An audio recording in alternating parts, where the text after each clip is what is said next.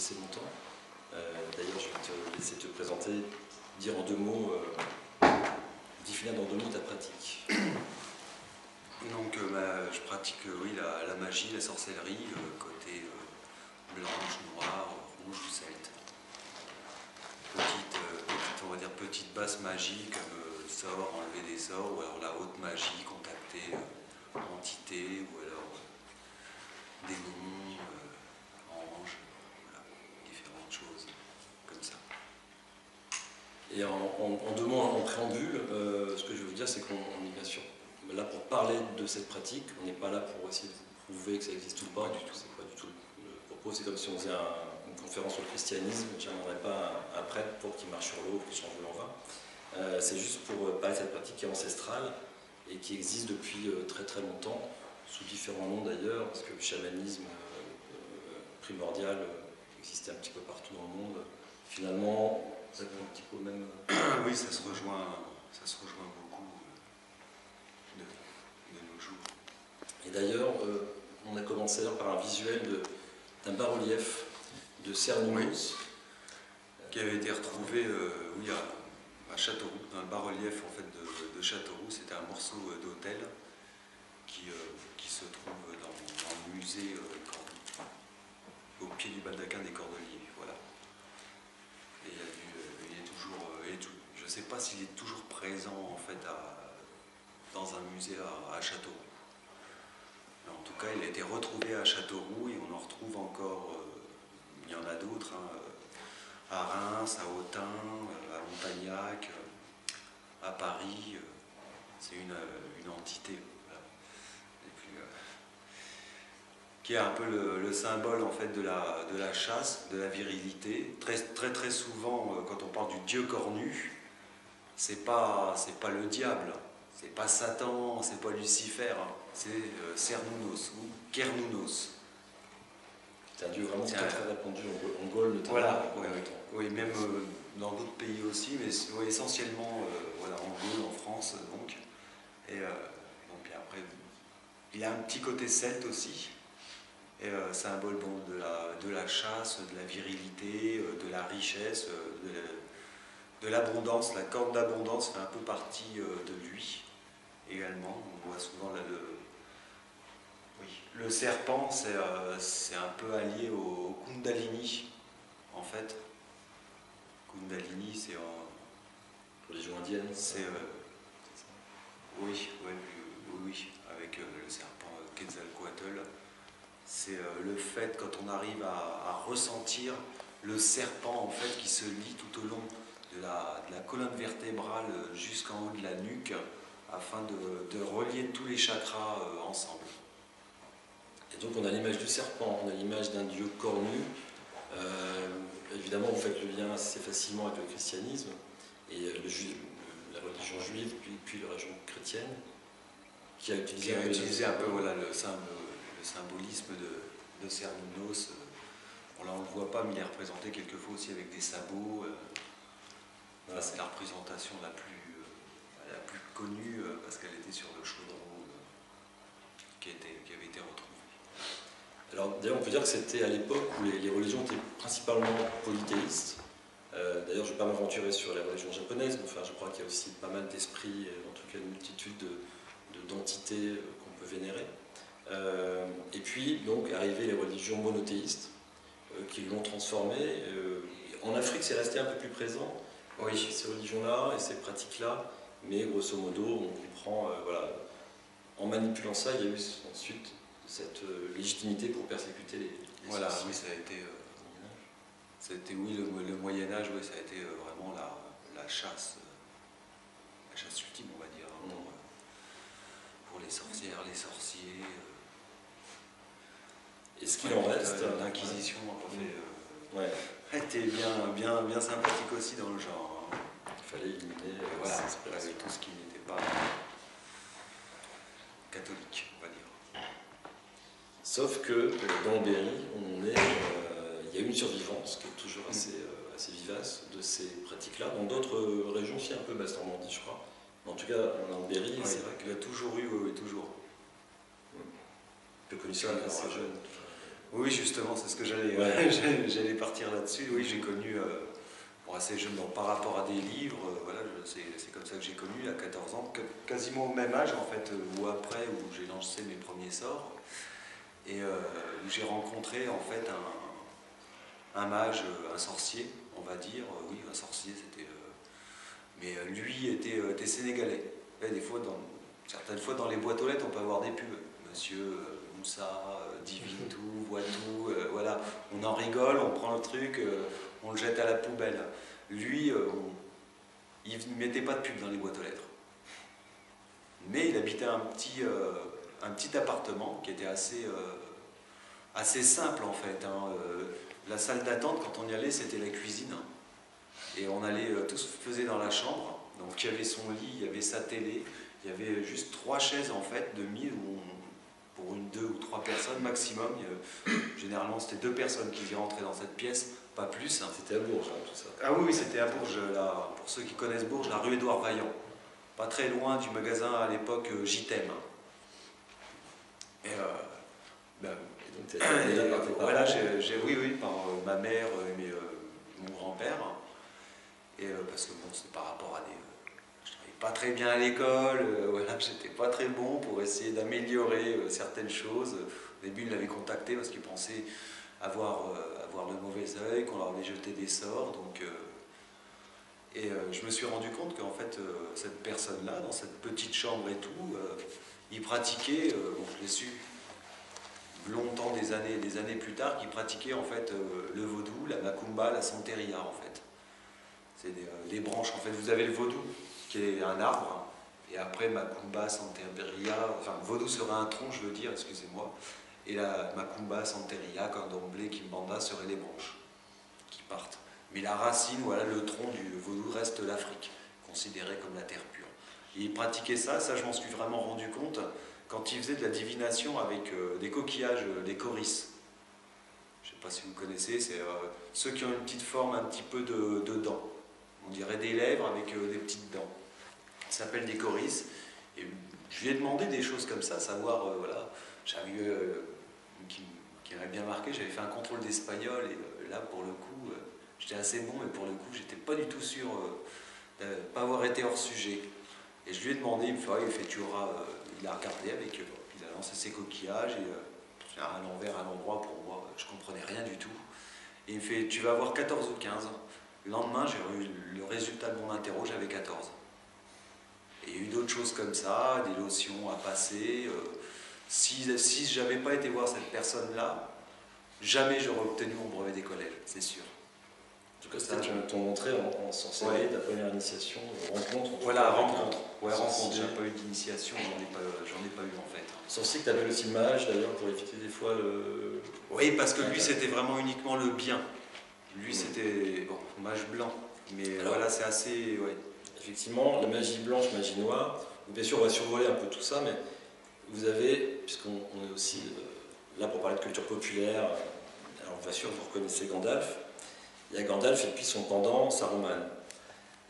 Alors, comment tu définirais, toi, la magie blanche et la magie noire? Comment ça se passe? Démons, la magie blanche, c'est tout ce qui a trait forcément au bien, à partir du moment où on n'utilise pas autrui en fait contre sa volonté, à partir du moment où on agit sur quelque chose, sur quelqu'un contre sa volonté, là ça devient la magie noire. Même si c'est pour lui vouloir du bien. Si on n'y a pas demandé son avis, si lui ne serait pas d'accord par exemple, ça reste la magie noire. Forcer quelqu'un à vous aimer par exemple, voilà, c'est de la magie rouge, mais la magie rouge c'est uniquement de la magie noire de l'amour. Il ne faut pas se leurrer, c'est pas autre chose. Après, pour que ce soit de la magie blanche dans les conditions amoureuses roses, c'est faire un rituel pour demander « j'aimerais trouver l'amour de ma vie ». Là, vous mettez personne en cause. Voilà, je ne sais pas si c'est assez clair. Mais quand tu fais cette magie, en tout cas, tu utilises quand même des entités. Et pas toujours. Est-ce que les entités sont démoniaques? Pas toujours. On n'est pas obligé d'utiliser les entités. Après, moi, je sais que voilà, j'aime bien utiliser. Après, c'est suivant sa pratique. Hein. Il y a une époque, j'utilisais beaucoup, beaucoup les anges, les archanges, parce que j'étais dans l'angéologie. Maintenant, je ne les utilise plus du tout. J'ai plus, maintenant plus à utiliser certaines entités du bas astral, quoi. Des démons. Ça me convient, voilà, ce qu'on va appeler des démons. Cernunnos a été appelé démon aussi par la suite, alors que voilà, il y a certains démons qui en vrai, on ne sait pas pourquoi on doit les appeler démons, parce que la religion en a décidé ainsi, c'est tout. Ils ont été catalogués démons, mais voilà. À côté de ça, ils sont certainement pas plus mauvais que on va dire, le Dieu catholique. Tu dis c'est un peu l'utilisation qu'on en fait qui rend cette magie blanche-noire, l'utilisation de ces entités éventuellement. Voilà, après, voilà, les entités, eux, ont leur particularité. Et donc après, il faut, si c'est par exemple, si on veut, pour la richesse et le pouvoir, le démon surgate, on ne va pas l'utiliser pour de l'amour. On va plutôt, voilà, pour l'amour, se retourner dans les démons vers Lilith, par exemple. Parce que Lilith, le nom parle peut-être à quelques personnes qui étaient au départ, qui a été enlevée de la Bible, hein, parce qu'au départ c'était quand même la première femme de Adam, Lilith. Alors est-ce que quand tu as commencé à 14 ans, est-ce que tu ressemblais à ces jeunes tout le monde connaît? Tout ça c'est pour introduire, là on parle de l'apprenti sorcier, et il y a quand même... Physiquement, non, physiquement pas aussi beau, on va dire. Mais il y a une pratique aujourd'hui, en tout cas, qui s'est répandue beaucoup dans le grand public, c'est la pratique du Ouija. Est-ce que tu peux nous toucher deux mots et parler des jeunes sorciers? Alors oui. Tu as fait apparaître notamment sur la toile. Oui, parce qu'on j'ai été modérateur sur un forum qui marchait très bien, qu'on a arrêté depuis un bon moment. Et effectivement, on a vu des gens passer après les Harry Potter, après d'autres films, mais bon, essentiellement les Harry Potter, parce que bon, c'est quand même ceux qui ont fait le plus de succès. Hein. Voilà, ils voulaient faire de la magie pour apprendre à voler sur un balai. On va dire désolé, hein, on ne pourra pas le faire, on ne pourra pas vous apprendre, nous on ne sait pas faire. Hein, ça. Après, si quelqu'un sait le faire, moi je veux bien, il n'y a pas de souci, hein, mais là ça ne sera pas possible. Hein. Et d'autres voilà, qui se prétendaient des rois de la galaxie aussi. Il y a eu pas mal de choses, certains comme ça qui étaient un petit peu imbus d'eux-mêmes. J'en ai croisé quelques-uns sur la toile. On m'a prédit ma mort X fois. Mais bon. Et je suis toujours là, apparemment. Ils ont dû se tromper un peu.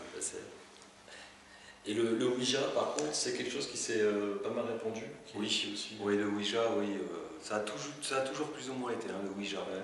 Parce que et ce jeu vous voyez apparaître, voilà, c'est pareil dans l'Exorciste. Hein, on le connaît au départ, enfin moi je l'ai connu comme ça. Hein, parce qu'aux États-Unis, ça s'achète comme un jeu de société.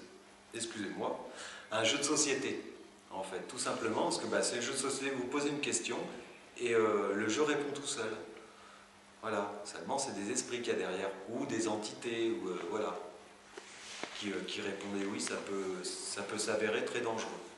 J'en ai fait quelques-unes, ouais, je sais qu'il y en a une particulière où j'avais dit, là on arrête tout, parce que ça n'allait pas très bien, personne ne voulait venir pour un esprit mal intentionné, donc je n'ai pas été chercher midi à 14h, qui comptait rentrer, prendre possession du corps d'une personne, et donc on arrête là. Quoi.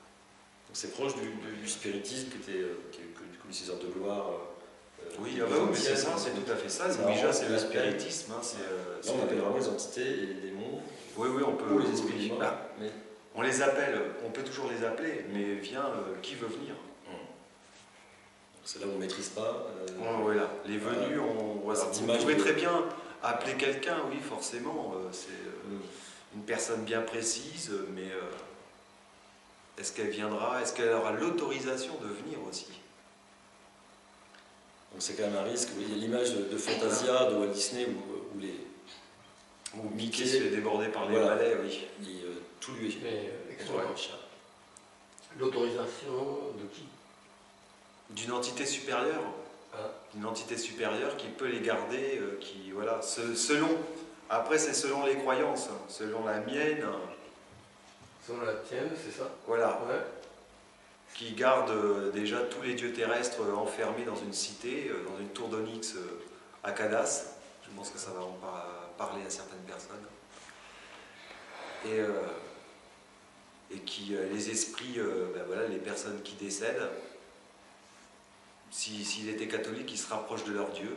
S'ils étaient musulmans, ils se rapprochent aussi de leur Dieu. Mais ils sont enfermés sous la geôle de Nyarlathotep, qu'on verra par la suite. On en parlait tout à l'heure. Puisqu'on parle de rituels magiques et aussi de culture populaire, bon, bien sûr, il y a des exemples fameux, Tcha, bien sûr. Mais il y a Fairy Tail qui était vraiment très très populaire, où on voit apparaître ces pratiques, les pentacles, la porte des esprits. Et je voudrais qu'on fasse un petit point sur comment ça se passe vraiment. Je crois que tu as assisté toi aussi un peu plus tard, après tes 14 ans, à un rite la première fois. Et comment ça se passe? Tu as les instruments, le mage? Oui, c'était un rite noir. C'était pour enlever une... disons que j'avais... Il y avait des personnes comme ça qui étaient un petit peu même beaucoup nuisibles. Donc on a fait appel à une autre personne, en fait un autre mage. Là c'était pour le coup un véritable mage noir.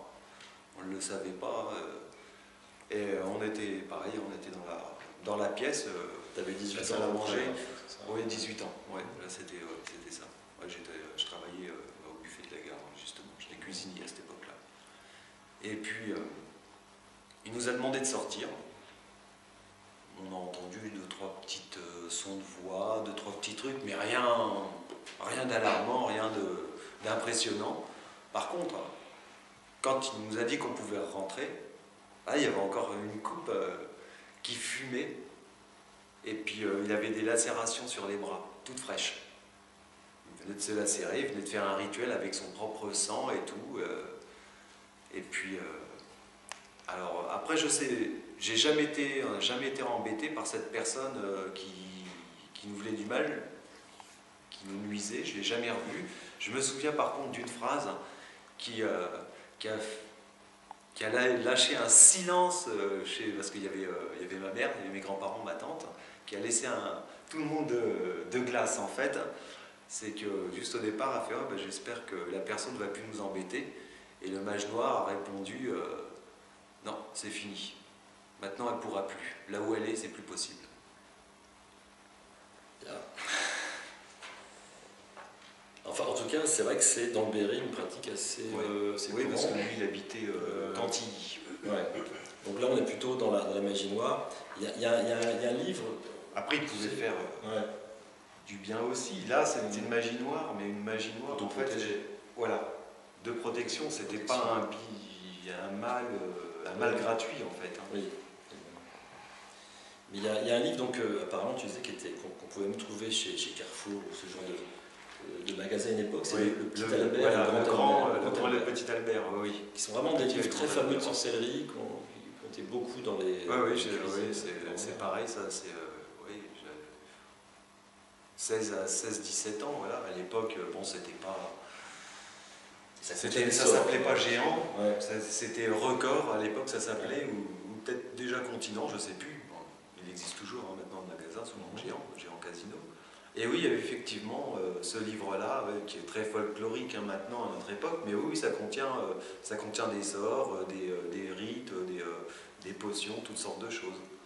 Mais bon, il y en a certains, c'est impossible. C'était avec des panses de loup, avec des... Oui, quand tu dis une panse de loup, t'es gentil sur ce coup-là. Voilà, mais oui, voilà, c'est ce genre de choses. Oui. C'était très pratiqué pendant longtemps, ça date de quoi? Oui, moi, voilà. C'est ça, c'est exactement ça. C'est quand même assez étonnant qu'on puisse trouver ça à côté des fruits et légumes. Oui, magasin de Bourges. Et c'est une édition que je n'ai jamais retrouvée, celle-ci. Elle était toute noire, avec un petit carré ou un rectangle de miroir. Mais j'ai jamais revu cette édition, à croire qu'elle n'existe pas. C'est une illusion. Alors, un excellent manga aussi, Solitaire, qui est vraiment donc, sur la possession, les esprits qui viennent, les démons qui viennent prendre possession des âmes, les gens qui luttent contre ça. Et ça, je crois que la possession, c'est ce qui fait le plus peur. C'est peut-être ce qui peut plus se mal passer si on ne le souhaite pas. Oui. Toi, tu as des fois vécu des cas de possession voulue. Oui. Comment Je les appelais justement des transvocations. Le terme n'existe pas, hein, j'ai totalement inventé. C'était parce que c'était une transe et une invocation, mais voilà, c'était une possession voulue. Oui, justement. Ça, je l'ai fait à 5-6 reprises à peu près avec Cernunnos. Et tu passes par quand même des étapes, c'était pas automatique, tu passes par les étapes de transe, de méditation. Oui, au départ, voilà, oui, de toute façon, il y avait un texte aussi que je répétais comme une poésie, pareil, ça peut être une poésie à Cernunnos, une prière poésie, et quand même assez, c'était ritualisé. Hein. Il y avait quand même une offrande, il y avait des bougies allumées, un certain encens, des bougies vertes, des bougies marron. Et tu parles aussi de stopper la pensée comme préalable d'ailleurs. Oui, pour vraiment faire le vide en fait, ça c'est très important. Pour pas que ce soit l'imagination au final qui prenne le dessus, parce qu'après c'est vite fait de dire ouais, j'ai vécu quelque chose de sensationnel, mais c'est juste l'imagination. Là non, là les possessions, non, quand je me suis levé comme ça, avoir les lèvres qui bougeaient comme ça, se retrousser comme un animal, ou leur lever comme pour griffer, c'était pas volontaire. C'est pas moi qui le faisais exprès, c'était pas mon subconscient qui... non. Et après, j'étais tributaire de ce qui allait se passer. Voilà, de ce qui allait se passer exactement. Dès qu'il voulait s'en aller, il s'en allait. Et tu compares ça un petit peu à l'hypnose de spectacle pour résumer un petit peu, en tout cas Oui, parce que pendant ce temps-là, voilà l'état que l'on ressent à ce moment-là, oui, on est conscient de ce qu'on fait, mais on ne peut pas s'empêcher de le faire. Vous savez que vous êtes en train d'être griffé, par exemple, dans le vide, mais vous ne pouvez pas vous en empêcher. Il y a quelque chose qui le fait à votre place, qui a pris le contrôle de votre corps, en fait. Mais vous êtes là, quelque part, dans le cerveau, un endroit reclus. Vous êtes conscient de ce qui se passe, mais vous n'êtes plus maître de vous-même. Fini, terminé. Ça évoque un peu quand même, l'image que les gens voient de la possession, c'est le vaudou en général, c'est les documentaires qui ont été faits là-dessus. Il y a un lien, ces gens qui rentrent en transe. Oui, parce que c'est voulu aussi. Donc là, moi j'ai voulu tenter cette expérience, c'était suite à un bon reportage vaudou. Je m'étais dit, bon, là, ils le font avec les Loas ou les Orishas et tout. Pourquoi pas essayer avec une autre entité, en fait, un peu moins... Plus local, quoi, finalement. Voilà, ouais, plus local. Mais local, plus douce. Si c'est involontaire, comme dans les films Exorcisme. Oui. Alors, quand c'est involontaire, là, c'est autre chose, oui. Ouais. Mais même si c'est volontaire, ça ne te fait pas peur, à un moment donné, d'en sortir, je veux dire, si tu crains pas que... La première fois, oui. Ouais. Après la première fois, oui. Je me suis posé la question. J'avais dit à ma compagne, je fais bon, écoute, si vraiment il y a un truc qui se passe mal et tout, je fais voilà, t'appelles cette personne qui est dans le téléphone et lui, il pourra venir, il saura quoi faire. Ne t'en fais pas. Mais oui, j'ai eu quand même peur, j'ai eu un doute. Après la première fois, non. En réutilisant, voilà. Après, si demain, je décidais de faire ça avec une autre entité, Bélial ou Belzébuth, je crois pas, je pense que là, la peur reviendrait. Je ne m'amuserais pas à le faire non plus, là, avec des entités telles que celle-ci. Donc tu assures un petit peu les... Voilà. Il y a certaines, oui, il y en a d'autres, je ne vais pas le conseiller. Mais après, bon, je ne suis pas non plus apte à donner certains conseils, hein, comme on peut voir sur les forums, toujours vous demandez quelque chose, généralement, le plus souvent c'est ne faites pas ça, vous n'êtes pas prêt, c'est dangereux. Oui, c'est dangereux. Vous n'êtes pas prêt, non, mais si on ne commence pas, on sera prêt. Quand est-ce qu'on sera prêt? Voilà. Tu connais le chasseur de fantômes hein, qu'on voit sur YouTube, Gus? De Tag, la série, ouais. Il y a eu 3 saisons. Je suis quoi, ouais. Ouais, oui. Ouais. Et à un moment donné, on voit vraiment posséder, et il constate ça parce que il se filme, hein, et sur vidéo, quand il a revisionné après coup, il est resté fixé, son regard est fixe sur l'écran et il est resté une demi-heure comme ça, quoi. Et qu'il ne se rendait pas compte. Ouais. Tu vois, donc là, véritablement, il a été possédé à ce moment-là pendant une demi-heure. Il y a un risque. Hein. Tu t'es déjà fumé, toi? Non. Non, j'y ai jamais pensé. Si tu veux. Ah, c'est pas mal. Bonne idée, ouais. Bonne idée. En tout cas, sur ce coup-là, j'ai pas su. Mais c'est vrai que on est face à des mystères, on n'y croit pas, on peut constater des choses. Après, toi, tu pratiques aussi depuis quelques années, un autre type de culte qui est assez nouveau si l'on veut, mais peut-être très ancien également. Oui. Et tu veux nous en dire un mot parce que ça peut être assez étonnant. Et alors ça c'est c'est le dessin animé. C'est un dessin animé qui parle de Nyarlathotep. Voilà. Je te laisse en parler un peu. Nyarlathotep qui justement est l'entité, je dirais, le seigneur qui garde justement le Canas, comme je parlais par rapport à moi, ma croyance, qui est le messager de la conscience collective en fait. Le messager des grands anciens, de Cthulhu, de Shub-Niggurath, dont Cernunnos est l'avatar de Shub-Niggurath. Ça c'est une chose qui est sûre et certaine, qui a même été appuyée dans certaines thèses. Hein. Donc c'est vraiment des entités qui sont des entités, dans voilà. le texte de Lovecraft. Oui, voilà. Lovecraft nous les a fait connaître, parce qu'en fait, en les écrivant, il réécrivait ses rêves tels qu'il les vivait, cauchemardesques, et ses rêves et ses visions. C'était une purge. Il n'a rien romancé, bon, à part dans certaines histoires, bien sûr, certaines histoires, mais au niveau des entités, c'est pour ça que certaines, il y a très peu de descriptions. Voilà. Une des représentations des nombreuses Nyarlathotep qui ressemble à l'ange de la mort, qui ressemble à l'encou breton, donc on retrouve un peu des choses comme ça. Et vous pensez que Lovecraft n'est pas juste un écrivain inspiré? Non, c'était une sorte de prophète. Pas un prophète comme Jésus-Christ ou Mahomet, ou voilà, pas de la même façon, mais oui, un prophète. Il a reçu des informations par le biais onirique, par le biais de visions, et il les a retranscrites. Après, après on y croit pas, c'est comme tout. Hein. On croit à Dieu, à Jésus, on croit à ce qu'on veut, mais c'est pas parce qu'on ne croit pas à quelque chose que ça n'existe pas.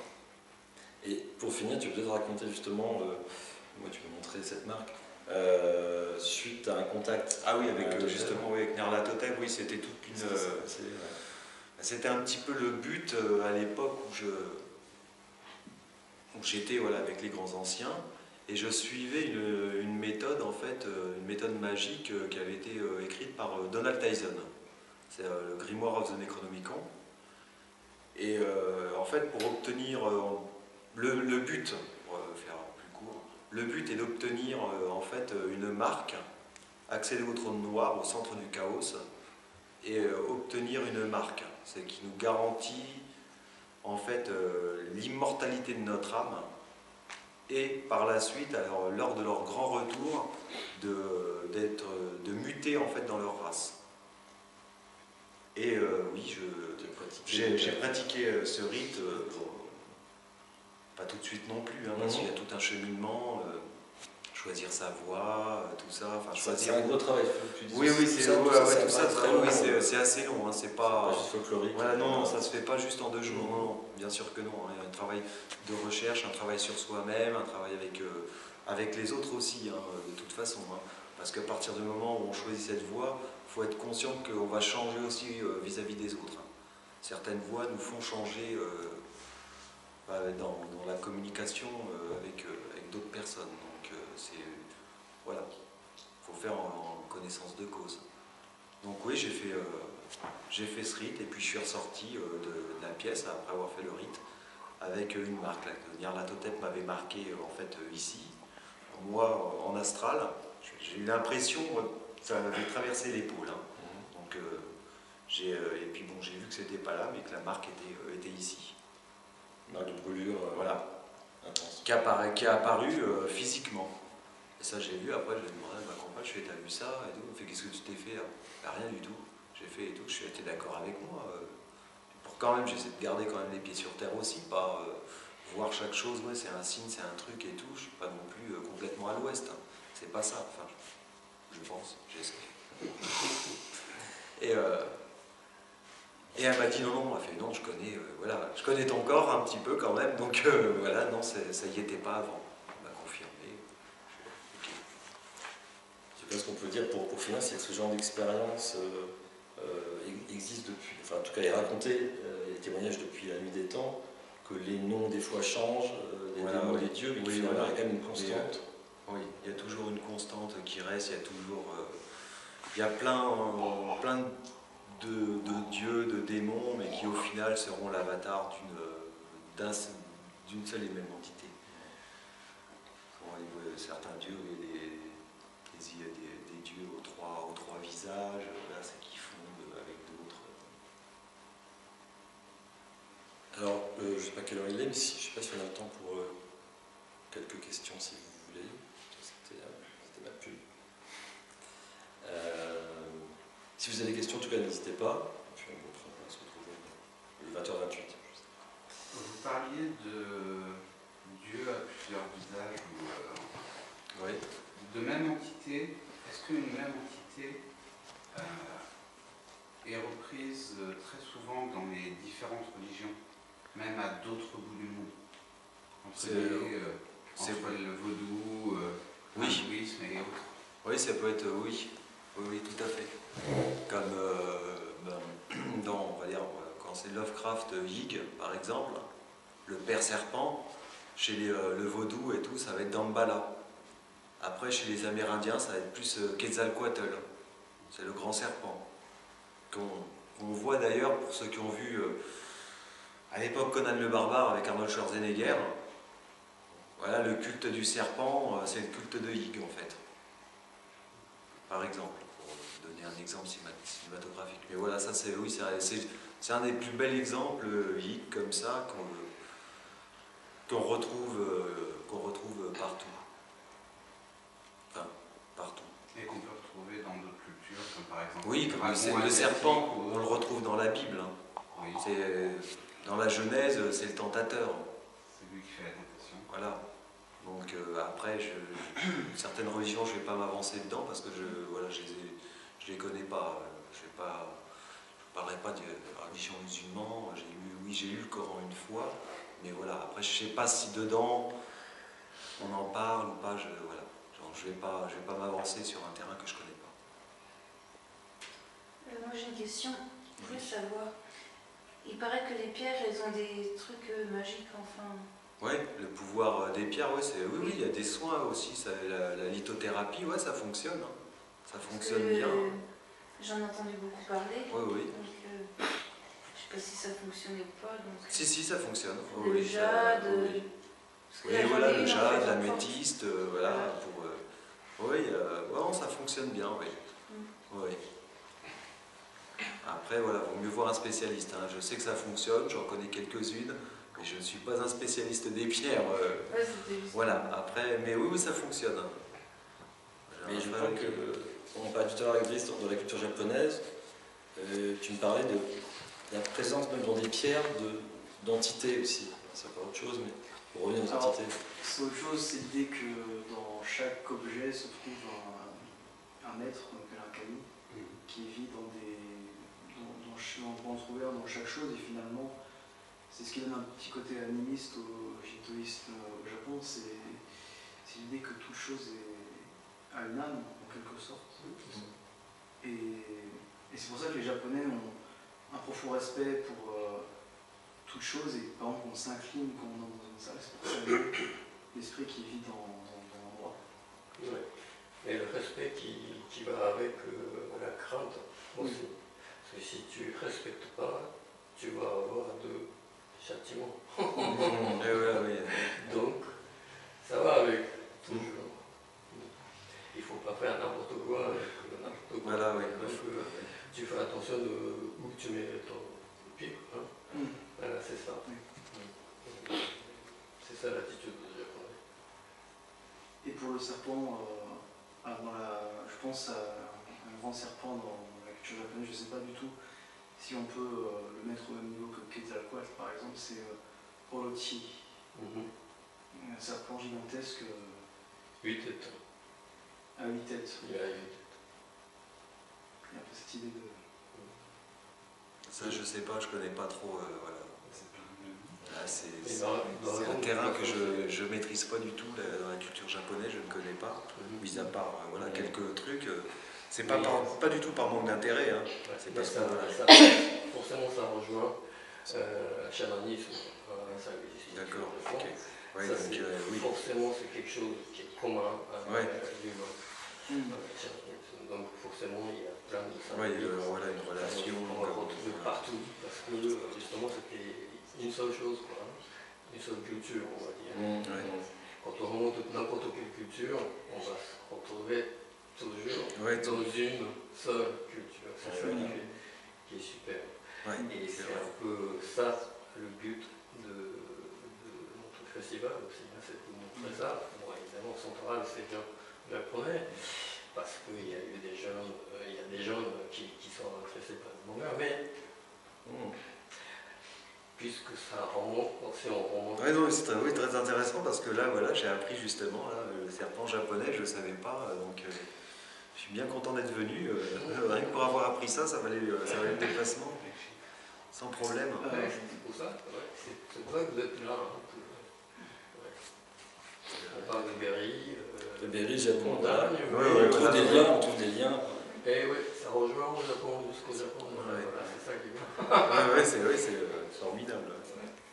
Vis-à-vis du serpent, en fait, je profite pour le dire, ce qui est intéressant avec cet animal, c'est qu'il partage la même symbolique que le dragon. En fait. C'est pour ça qu'en Extrême-Orient, les deux sont pareils. C'est lié, ouais. Mais dans le monde entier, en fait, le dragon et le serpent, c'est la même symbolique. Il y a une double symbolique, une positive et une négative. Le serpent, dans sa symbolique positive, il représente un gardien qui va protéger quelque chose, un trésor qui peut être un trésor physique, mais aussi un trésor spirituel, exactement, un secret. Mais ça peut être aussi une figure maléfique qui va justement proposer quelque chose. On trouve ça dans la Bible avec le serpent la colère, qui offre la pomme, exactement. Mais après, moi je suis pas du tout un spécialiste, mais je sais que dans la tradition nordique, par exemple, on retrouve aussi un serpent qui protège de grands arbres yggdrasil.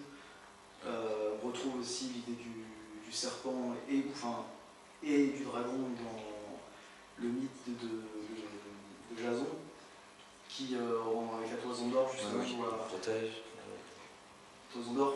En fait, ce qui est intéressant, c'est que dans l'alchimie, où on retrouve beaucoup de symbolisme grec, la toison d'or, ça représente la connaissance. Et finalement, le dragon, c'est ce qui va à la fois protéger cette toison d'or, mais c'est aussi ce qui va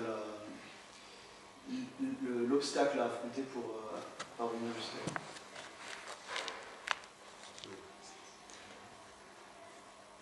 Ben écoutez, je on va faire la pause. Ouais. Ben, merci d'être là, de cet échange. Merci beaucoup d'avoir écouté. Super. Alligato, c'est ça qu'on dit? C'est ce que j'allais dire. Alligato. Ça, je te disais que c'était M. Kibé, ministre de